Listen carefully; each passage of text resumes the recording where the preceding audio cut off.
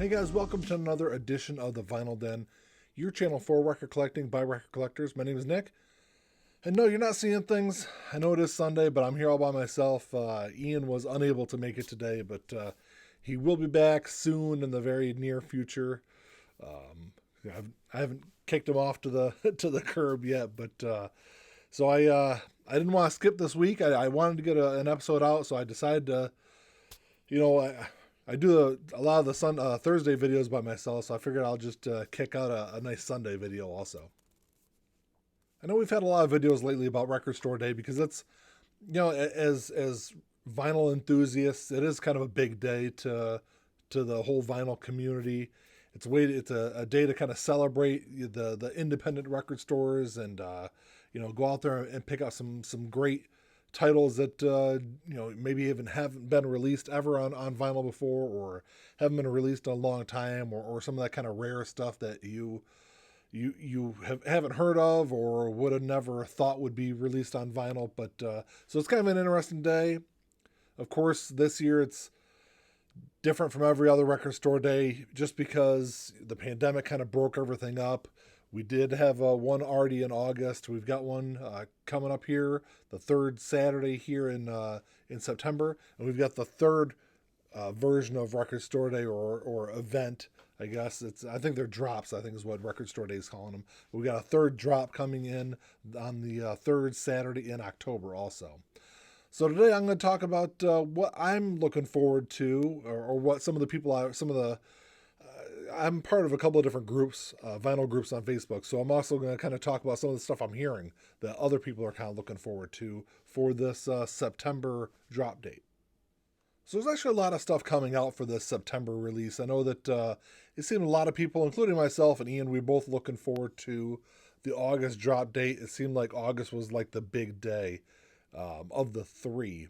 But there still seems to be a lot of stuff that I think of note is coming out in September. And now, granted, I'm old and I don't have a great memory anymore, so I had to write it all down. I got a really good memory, but it's really short. So I got a list of some things, like I said, that I'm hearing other people talking about, and then some stuff that I'm kind of looking forward to. The first one, it's so if you don't know, there's a couple of different things that come out on Record Store Day. There are exclusive releases, which that means that it's only going to be released on that Record Store Day. There are first releases, which means it's going to be released on Record Store Day, and then a date out in the future, whether it's end of this year or next spring sometime, they're going to re-release that same album. It might not be on the same color if they release a first release on Record Store Day. On colored vinyl, they could release it in the future, but it might be on black vinyl. Things like that. And then there's limited releases, which are going to be super limited. A lot of times they're limited to specific regions. I do have a couple of those on my list too. I'm not sure if they're going to be available in my area, but I'd like to get my hands on at least the two I've got on my list. So the first one I had on my list, it's a first release. It's Black Crowes Jealous Again. It's a 12-inch. I'm assuming it's one of those, like a 12-inch single kind of thing. I know that I picked up the Bob Marley Redemption Song 12-inch in the August drop date. So I'm assuming the Jealous Again is probably a similar thing. I'll have a studio issue and then some alternate takes on the song. I haven't actually looked up the release to see what exactly it is, but it's probably something along those lines. It's not gonna be super rare. There's gonna be 7,500 copies of that release. Like I said, it's a first release, so if you don't grab it now, it will be reissued again in the future. The next one is kind of one that's interesting. It's another first release. It's by Coolio. It's the Gangster's Paradise 25th anniversary. It's a double LP, and it's limited to 1,500 copies. It's not something I'm going to have on my list, but I do know that I have some friends that are, that roughly the same age as me that were big fans of that album. I believe my wife actually had it on CD back in the day. But, so it is a really good album. I didn't realize it was only 25 years old. I thought it was a little bit older than that. But, so that might be something it's interesting. Like I said, it's going to be somewhat limited to 1,500 copies. So it's not super rare, but not something that's going to have a wide distribution, whether it's 12 or 15 or 16,000. The next two are going to be exclusive releases for this drop date in September, and it's both of these albums are two of the primary reasons why I'm looking forward to this drop date. And the first one is the Soft Parade Strip by the Doors. The Soft Parade's kind of an interesting album. A lot of Doors fans are kind of mixed on it. Some of them love it, some of them hate it. I think one of the main reasons that people give the album a lot of grief is it's got a lot of horns and strings and things like that. So what they did was they took that album, they stripped all that out, and it's just the band. So I'm really interested to see A, how it sounds, and B, if people have a little bit more of appreciation for this release of the album. The second one is going to be it's also kind of an alternate take on an album, and it's it's Fleetwood Mac's The Alternate Rumors. So Rumors, of course, is one of those great albums. It's kind of a one that a lot of people have. It's kind of a standard album in a lot of people's collections. But this album, they actually took it, and these are alternate versions of the songs on that album. So once again, it's something that I'm really interested to see how it sounds, and how the album plays out. I mean, I think it's something that originally when I first heard about this album, I said, yeah, I might pick it up, I might not. I'm pretty sure I'm going to at least try to get this one now, just because, like I said, it is a great album, and it's one of my favorites of the Fleetwood Mac collection. The next one is it's a first release, and it's McCartney by Paul McCartney.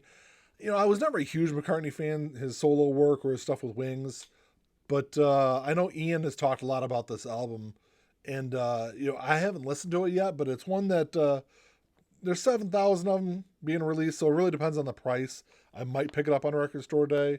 I might wait till it's re-released again later, but it's one that I'll probably grab. Over the last, I'd say probably a year, I've gotten deeper and deeper into the Beatles catalog, starting to get more into some of their other solo projects. But like I said, I'm Wings and McCartney solo stuff, I haven't really gave it a shot yet, but I'll probably pick this one up eventually and at least give it a spin. Those two albums I talked about earlier, the first one is the self-titled album by the Meat Puppets. It's a 10-inch. It's super limited. Only 1,000 of them are going to be released. And like I said, it might even be a regional release. So I'm not even sure if it's going to be available in my area. But it's one I'd like to pick up. It's something I've never listened to before. I'm not a huge Meat Puppets fan, but I know they were hugely influential through that early grunge period in the early 90s. But it's definitely one, like I said, if I can pick it up for a good price, I'll definitely grab it and give it a spin. The second one is First Hellos and Last Goodbyes by Chuck Mosley. Another one super limited, only 700 are going to be released. Same kind of deal. It might not even be available in my area. If you don't know who Chuck Mosley is, he was the original lead singer of Faith No More before they broke huge in the end of the 80s there. And, I was able to grab his 7-inch that was released last year on Record Store Day. It was just two covers he'd done. I think it was the last two recordings he did before he died. And I was really blown away by how good those two songs were.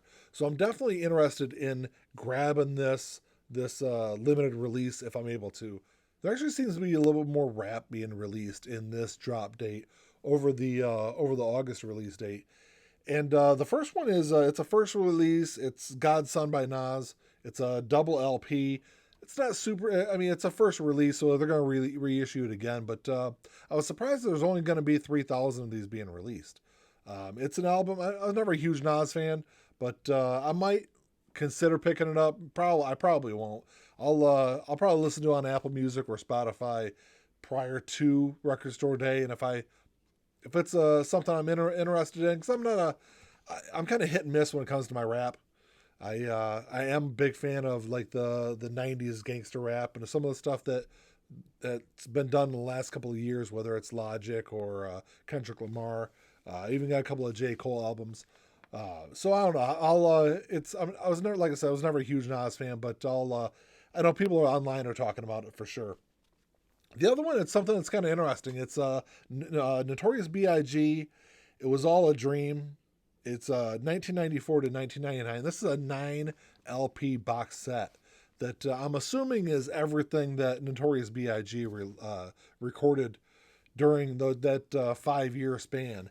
But it's I'm sure it's going to be a little more pricey than I'm willing to pay for it, but I'm sure there's a lot of people out there that are going to be, really stoked to get that. It's that is going to be an exclusive release, and there's only going to be 2,000 of those pressed. As a lot of you guys may know, I'm a huge punk fan. Obviously, if you've seen any of my Misfits videos or anything like that. So when I saw that the Ramones were releasing It's Alive 2, I was actually pretty excited about it. It's a double EP. It's a live one. And I want to say there's it's going to be 8,000 being released, so it's not going to be super limited. So there might be a lot of these available. It's another one that, I'm kind of hit and miss when it comes to live albums. But the Ramones put on a great show, and so this is one that I'm probably going to try to pick up. So the album that I'm probably seeing the most chatter about on Facebook and on Reddit is kind of a surprising one. And it's The Inevitable by Squirrel Nut Zippers, which is an album from, I think it was their debut album. I think it was 1995 when it came out. And, I guess it's kind of along the same lines as Resident Alien by Space Hog, which came out, which was the kind of the hot release for August. So I guess this one's going to be the hot release for September. There's only, I think, 1,500 of them that are going to be released, but this is the first release, so it will be released again later. I was really kind of surprised by this one, though, because it's not a band that I really thought had a really huge following, really big fan base out there, but I guess they do if that's going to be the big release. The last two are definitely ones I'll probably try to get my hands on. The first one is going to be an exclusive release, and it's one that might be kind of surprising to some of you guys out there, but the Hackers soundtrack, which is fantastic. It's one of those like cult 90s movies that I absolutely love. It actually has a really good soundtrack to it, but so I'll definitely try to get my hands on that one. And the other one is I'm a huge Pink Floyd fan. So, of course, Roger Waters' The Wall live in Berlin. I think it was 1990 when he did that concert. But this is actually a first release. There's going to be 8,000 of those released for the September drop date. So I'm sure I won't have a hard time getting my hands on that. Especially since Roger Waters stuff is typically known to be kind of expensive anyway. So I'm sure it's not going to be super, super cheap.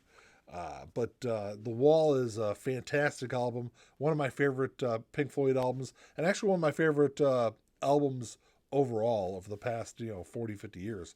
So it's one that I'm definitely excited to get my hands on.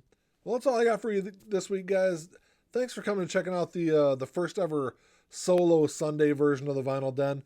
Drop me a comment down below and let me know what you're looking forward to the second Record Store Day drop, and or if you're even going to participate at all. I know there's a lot of guys online I've talked to that said there wasn't a whole lot going on for this date. They either got what they wanted in August, or they're really looking forward to what's coming in October. So let me know what you guys think. If you like the episode, definitely give me the old thumbs up, hit that subscribe button, and share us on social media. But that's all I got. Until next time, keep on spinning. Peace.